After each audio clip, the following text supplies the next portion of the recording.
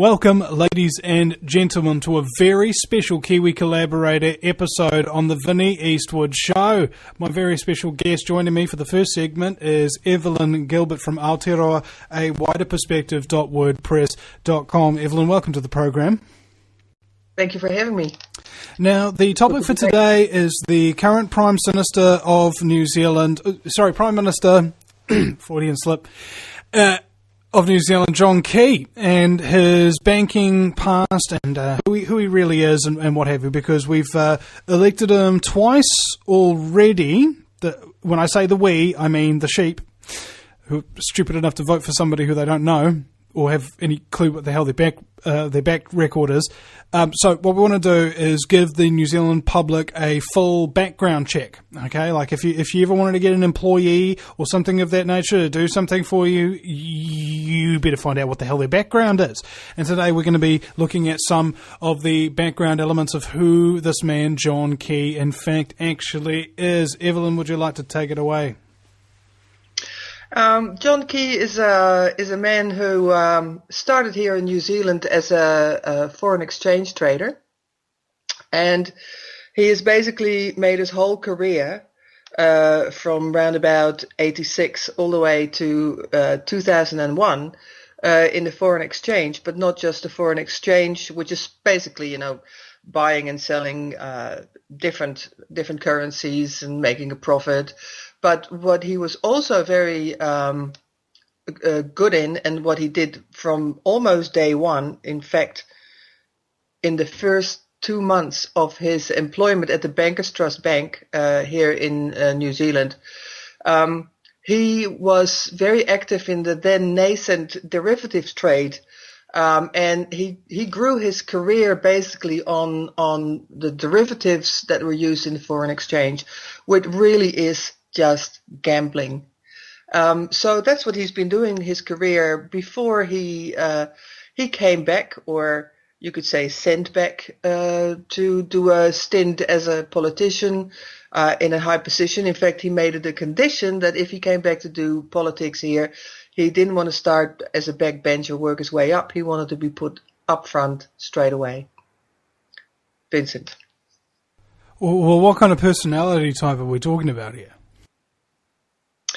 That's a very interesting question, because they've done, they wanted to investigate, and they wanted to do a science project and learn more about psychopaths in Switzerland. And so they had a check. What you always have is you have a check group. You have a sort of that you ask the same questions from, and that you hope will give you something to measure the results that you have with your known psychopaths against. And it turned out that every because they used a foreign exchange group of foreign exchange traders, and every single one of them was more psychopathic than the psychopaths that were in jail. So that's the kind of personality disorder or type you're talking about. We're talking about the new term. What was it called? The corporate psychopath. Very much so, yes. Very much so. Okay, so the characteristics of these people are they smile a lot, but when they smile, it's different to other people. Like, if you or I smile, Evelyn, you'll notice our eyes crinkle at the corners. Our eyes smile too when our mouth does. You look at any picture of John Key when he's smiling. Yes, his eyes don't smile. It was more, psychopaths are incredibly reckless. They don't have a conscience, or a very small one. They have no problem lying or being caught lying. And as we know, John Key has been caught lying a lot of times, and it didn't seem to really make much difference to him when he was caught lying. These are all characteristics. He simply passes them off and calls the people conspiracy theorists, or makes some kind of denigration against character when he's attacked. And this has indeed been my experience with psychopaths as well. It's almost like they're a form of scumbaggery judo, where if truth comes at them, they're capable of actually catching it like a baseball mitt and hurling it back at you at 100 miles an hour. And boy, get out of the way, mate. Yeah. So if you're asking what kind of what kind of personality type are we talking about? Well, especially since he actually really floated to the top. If we're talking scum, it floats to the top. We're talking about a psychopath. He was, he was the actual global head for Merrill Lynch for foreign exchange. He was also the European head for bonds and derivatives, and that is very interesting because when he started to work for Merrill Lynch, which was after the Bankers Trust Bank collapsed due to fraud, Procter & Gamble suing the bank for fraud in the derivatives trade, he said, right, I'm out of here, and he was hired by Merrill Lynch to set up their derivatives department.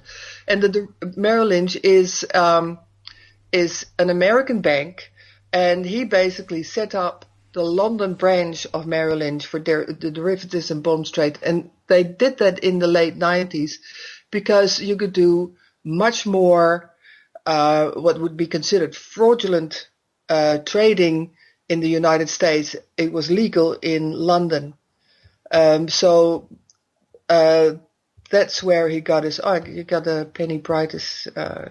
Yeah. Well, hold on, okay, just a sec there, Evelyn. We're coming back right now. We also have Penny Bright joining us, but before we go to Penny from waterpressure.wordpress.com, Evelyn's got a little something to finish. Go right ahead, Evelyn.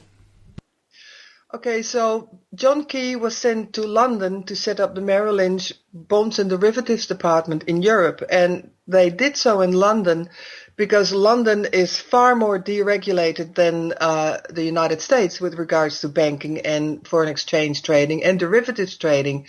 So he, in a way, set up a department where they could be much more fraudulent and deregulated.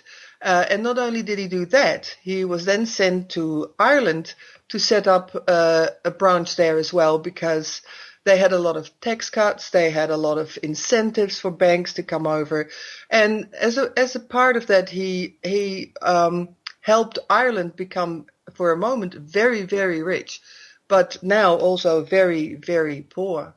So that is his career in a nutshell. Hi, Penny. I'm just in the middle of a mouthful. How are you? I am good. I hear you're going to be speaking about John Key tonight as well. Yes, I am. Yep. I just did a bit of quick bit of research today, and speaking of the Irish, yes, it's an article that Fran O'Sullivan did with John Key back in July the 20th, 2005, saying that Key chases luck of the Irish. And I've done a bit of research, what he said at the time and how wonderful it was going to be. And then, of course, Ireland went clunk. And so what I want to know is how much is John Key personally responsible for the stuff-up of the Irish economy? And did you find anything that could lead you to a conclusion? Absolutely. I don't know if I've got time to do it now. I'll have a go. Yep. So it's just that, I mean, we've still got these reporters. Fran O'Sullivan, I really think she needs to review. She said back on the 20th of July 2005, in light of Ireland going clunk. So, all right. So what she said in this article was banking, boards and governance, company taxation, economy, fiscal policy, foreign policy, interest rates, New Zealand, National MP, because he wasn't the Prime Minister in 2005, National MP John Key gets a gleam in his eye when he starts talking about New Zealand becoming the Jersey of the South Pacific. Quote, why not have an offshore banking industry based here, he asks. Quote, in the right conditions, you could attract 200 banks to register here, each with a CEO and staff. You could attract insurance companies, bring back lots of Kiwi accountants and lawyers, single out clusters such as high-class yachts or other special sectors, as the Irish did, unquote. Key is clearly on a roll as he lists the options New Zealand could explore if it decided to abandon outdated ideology and take a more pragmatic approach to growing the economy. The former investment banker knows what he is talking about. As head of global foreign exchange for investment giant Merrill Lynch, he shifted a considerable amount of his business to Ireland in the mid-1990s to take advantage of a 10% tax rate for foreign investors. The investment was a runaway success. So that's where I've left the article. So has our Prime Minister John Key helped thousands of his clients avoid or minimise tax by shifting business to Ireland? So how did that work out for Ireland? So he's literally a professional tax-dodging consultant. Well, effectively. In charge of a country. Scary. Well, what has happened here in over the last couple of years is that they send up what is called a clearinghouse. And a clearinghouse is basically nothing but a fund that helps slush fund? People. It's a slush fund, yes. No, it really literally is a slush fund. And it helps people deal in derivatives trade. So he's brought the derivatives trade to the exchange here, the stock exchange here, and one of the derivatives that they came up with was the dairy derivatives. Nowhere done in the entire world, only in New Zealand. So he has brought a lot of trust work, a lot of derivatives trade to New Zealand, same way as he did with Ireland. I don't know to what extent, I don't know the amounts of money we're talking about, but with $112 billion in 2011 of derivatives on our books, I dare say he's done a fair bit. How much were on the books around 2008? Do we have any of that information? Well, these are good questions which we need to follow up. But what I'd really like to do, if I could have maybe 3 or 4 minutes, I can just go through and then give the facts about what happened to Ireland, because is that okay? By all means. Okay. All right. So this is the link that I got, and it says the boom becomes a bubble. However, from 2002 onwards, the nature of the boom began to change. Labour productivity was no longer increasing. Inflation was high, and growth in GDP increasingly became related to the housing market. Across the economy, wage increases threatened competitiveness. By 2006, although the public finances still appeared strong, this was deceptive because much of the revenue the state took in was related to the property market. The property is this in Penny? Is this in New Zealand no, or this is Ireland? Ireland? No, this is Ireland. I'm trying to explain Okay. about going from the. Well, you investment could be talking about New Zealand, of well, course. exactly, It's the same thing is happening here. Exactly right. Okay. The property-related revenues included not only stamp duty and capital gains tax, but just as importantly, a large amount of VAT paid by developers, as well as income tax paid by workers in the very large construction sector. The tax base was effectively very narrow and dependent to a large extent on the housing boom. And then there's a graph, but despite this risk, Ireland continued to increase its public expenditure, funded expensive capital projects, but also allowing some categories of current spending to rise very rapidly. The speculative bubble in property was supported by a surge in bank lending, and the balance sheets of Irish banks grew disproportionately large relative to the size of the economy. Banks had traditionally relied on their deposit base to fund their lending activity. However, greater financial integration, spurred in part by the birth of the euro, allowed them to turn more and more to short-term borrowing from abroad and so-called wholesale money markets. This period also saw a global increase in risk appetite by financial markets, and the Irish banks were caught up in this. The crisis erupts in Ireland. By 2007, the housing market had reached its peak. That year, tax revenues began to decline markedly. New home completions fell for the first time since 1988, and in 2008, Ireland experienced its significant increase in unemployment in 15 years. Irish banks began to report arrears on their loan books, and with confidence evaporating, were faced with the prospect of deposit outflows.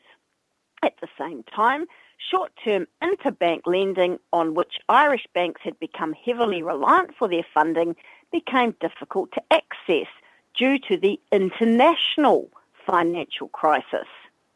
Responding to these pressures, the government decided to issue a blanket guarantee of the bank's liabilities and to recapitalise them using public funds.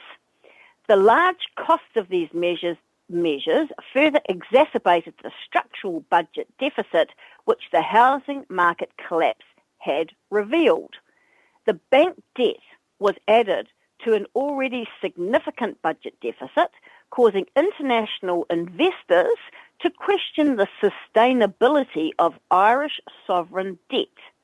In November 2010, yields on Irish government debt reached an unsustainable 9%, which meant that the government was effectively locked out of international bond markets. Unable to borrow to fund the deficit, Ireland would have faced a devastating and abrupt adjustment to public services, as spending would have had to be brought in line with revenue immediately. So what happened? The EU IMF Economic Adjustment Programme for Ireland. To avoid this prospect, on November 29, 2010, the government negotiated a financial assistance package with the EU and the IMF totalling £85 billion, including, or was it euros, including a contribution of $17.5 billion from Ireland's owned resources. The financing provided by the programme partners is helping to cushion the very large shock which Ireland's economy and public finances have suffered as a result of the bursting of the bubble. It is helping to keep vital public services running. In July 2011, EU leaders agreed to reduce the interest rate and to extend the maturity on EU loans provided to Ireland under the programme. This decision brought about a significant saving to Irish taxpayers and has helped to improve the country's debt sustainability. Three main elements. The programme contains three main elements. First, a financial sector strategy is helping Ireland to have a smaller, better capitalised banking sector. Second, fiscal consolidation will put the country's public finances on a sustainable path over the medium term. I'm nearly there. Can I ask? Sure. Okay. Just let me and third, an ambitious structural reform agenda will restore competitiveness and strengthen the economy's growth potential. Although broad policy targets in these three areas are agreed between the programme partners, the Irish authorities, the EU, the IMF and the ECB, what's that? Is it European Central Bank? Implementation is a matter for the Irish government, which has a democratic mandate from the Irish people. So that's the bursting of the Irish bubble. So my comments, and I've posted this everywhere today, actually, I just say, bugger, not such a brighter future for Ireland. For whom exactly was this investment a runaway success? Doesn't look like it's been such a raging success for the poor old Irish 99%. Well, hold on a second. Didn't John Key run away after he caused that situation a successful man? Well... So isn't he, in the very sense of the word, the runaway success? Arguably. I mean, if you watch the Wolf from Wall Street, what it shows, it's all bubble and fluff. The only one's making any dough are the ones who are selling these dodgy products. And that's... Anyway, just to finish this off, just half a minute, so the question is, so in whose interest is New Zealand Prime Minister John Key working? Follow the dollar. So I linked straight to the New Zealand MP's Register of Pecuniary and Financial Interests, the Right Honourable John Key, National Helensville, 2 other companies and business entities, Little Nell Property Investment, Aspen, Colorado, Bank of America Banking. So I've sent that far and wide today. Yeah, so that's the question, folks. How much is our, Mr. Marvellous, the poodle from Wall Street, personally responsible for the stuff up of the Irish economy? What is another question that needs answering is how much will he do the same here? Well, that will tell you. Well, that will tell you how responsible he is if he does the same thing here.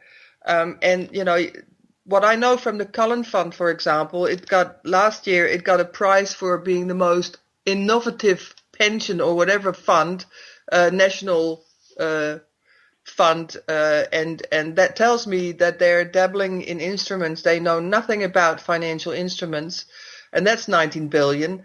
We know that our national debt went from 8 billion to 60 billion over the last 7 years, and we know that as of 2011, we have 112 billion in derivatives on the books.